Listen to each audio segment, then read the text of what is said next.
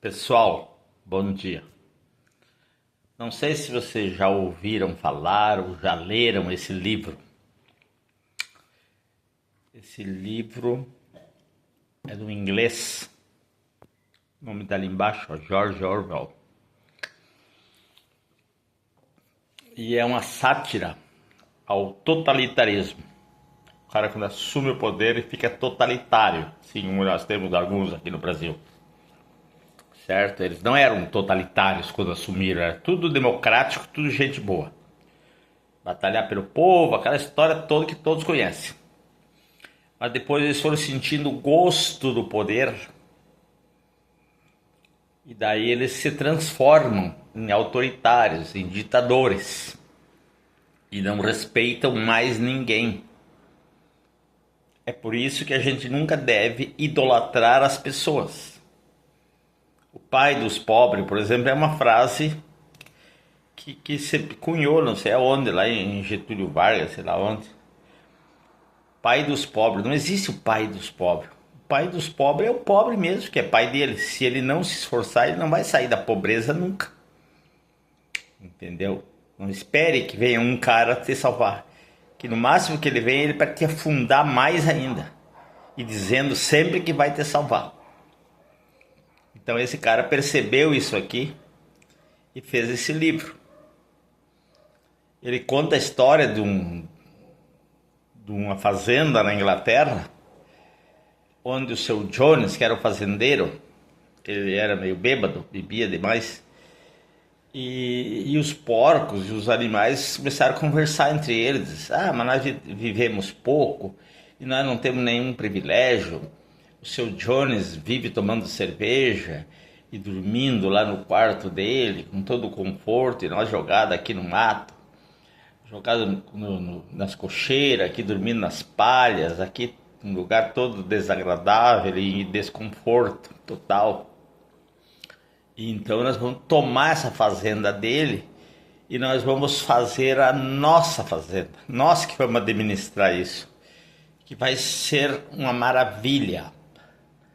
Porque daí nós vamos ter o nosso horário de trabalho, nós que vamos fazer, nós vamos fazer a nossa aposentadoria, isso é muito importante, aposentadoria. E a nossa alimentação, nós vamos comer o que o Sr. Johnny come hoje, porque ele come a parte melhor e deixa o pior para nós, entendeu? E daí o porco fez aquela reunião no celeiro lá, né? E é interessante porque tem nuances ali que se parece com a gente, com a nossa vida. Como os porcos chegaram, os porcos eram os primeiros a chegar porque eles eram os cabeças da revolução. O porco era o cabeça, tal de Bola de Neve. Tinha outro que era o Napoleão, entende? E daí fizeram a revolução, expulsaram o Sr. Jones, tomaram conta da fazenda e começaram a governar. Então já fizeram um estatuto, que seria tipo a Constituição deles, que eu sempre falo da Constituição. A Constituição dizia assim, primeiro artigo, assim, todos os animais são iguais. Depois tinha outro artigo, nenhum animal beberá álcool, porque eles tinham bronca do seu Jones que bebia álcool. Nenhum animal dormirá em cama, porque eles também odiavam o seu Johnny dormindo em cama. Assim, tudo que eles não gostavam, eles foram escrevendo ali na Constituição deles. Tinha 7 artigos, se não me engano. Parecia com a Constituição americana. Entende? E daí eles começaram a governar. E começou... Tinha um cavalo chamado Sansão, que trabalhava pra caramba. Aquele era tipo... aquele trabalhador que não pensa em mais nada a não ser trabalhar. Eu quero trabalhar para o bem da revolução. Então ele só queria trabalhar. Aí tinha uma eguinha, tal de Estrela, que não era preocupada com nada. Ela só queria dar umas fitinhas no cabelo, nas crinas ali, e sair dançando pelo campo e pulando. Ela tava tipo alienada, totalmente alienada. Eu conheço várias eguinhas dessa aqui, que eu conheço mesmo, aqui por perto de mim. Nos meus parentes, e tem algum, entendeu? E tem também o porco. Tinha o porco garganta, o nome dele. Porque tudo que o sistema resolvia, quer dizer, que os porcos maiores resolviam, eles chegavam e comunicavam aos demais animais: ó, foi decidido isso, e vocês vão cumprir. E eles sempre davam uma explicação para aquilo, entendeu? A explicação mais estapafúrdia, mas ele dava. E o pessoal engolia, que nem no Brasil hoje. A imprensa, que é... Lá a imprensa era o papel das ovelhas. Então, o que o porco garganta contasse e decidisse, foi decidido na reunião, as ovelhas saíam berrando pelo campo. Bé, bé, bé, bé, e esparramando aquela notícia. Olha, decidiram isso. Esparramava a notícia. O Napoleão, que era o mais malandro de todos, que acabou sendo o chefe, porque ele mandou expulsar o Bola de Neve, que tinha começado a Revolução, e ele ficou no lugar do Bola de Neve, ficou chefiando a Revolução.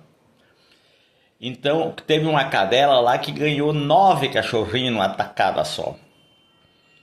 Pois o Napoleão sumiu com aqueles cachorrinhos. Disse que ia cuidar daqueles cachorrinhos. Esses cachorrinhos eu vou educar. E a cadela ficou sem ver os cachorrinhos. Desapareceram com os cachorrinhos, não é? Passou um ano por aí, mais ou menos. Apareceu o Napoleão, todo fardado, já bem pilchado, e com 9 cachorros de guarda-costa. Polícia Federal dele, todos de óculos escuro, gravata e terno preto. Era segurança do... Quem é que ia CBT? Ele passou um ano treinando aqueles guarda-costas, entendeu? Aí se alguém olhasse atravessado por Napoleão, os cachorros... O cara, opa, parou. Bem assim, cuidado que eu mando a PF na tua casa. Você lembra de alguma coisa parecida assim que tem? Bem assim, cuidado com a PF, que ela bate às 6 da manhã na tua casa e te prende. E assim eram os cachorros do Napoleão. E com aquilo eles foram tomando gosto pelo poder. Pô, eles podiam tudo. Ninguém questionava. Por qualquer coisa os cachorros estavam ali para botar ordem. Entende? E daí eles começaram. E descobriram que o leite e a maçã eram um alimento um pouco melhor. E começaram a tirar dos outros animais. Ó, o leite agora e as maçãs são para os porcos. E daí o buchicho corria na ala, mais no baixo clero ali, na galerinha do Bolsa Família. Ah, os porcos estão comendo todas as maçãs e tomando todo o leite só para eles. E chegou nos ouvidos do líder lá, aquele boato, aquele cochicho. Ele já mandou o Garganta lá, vai lá e vende a explicação. Daí o Garganta chegou: vocês têm que entender que nós, os porcos, temos o trabalho mais difícil. Nós precisamos pensar nas estratégias para que a revolução seja um sucesso. E também nós somos os que fazemos os relatórios, as estatísticas, entendeu? O IBGE, essa turma aí da economia, entendeu? Ministério da Saúde, Ministério da Educação, essa putaria toda que nós sabemos quem são. E esses caras iam comendo a comida dos outros bichos. E já começou a faltar comida, não é muito diferente do que está acontecendo hoje. Entende? E eles nunca davam o braço a torcer. E daí eles começaram a resolver fazer um moinho.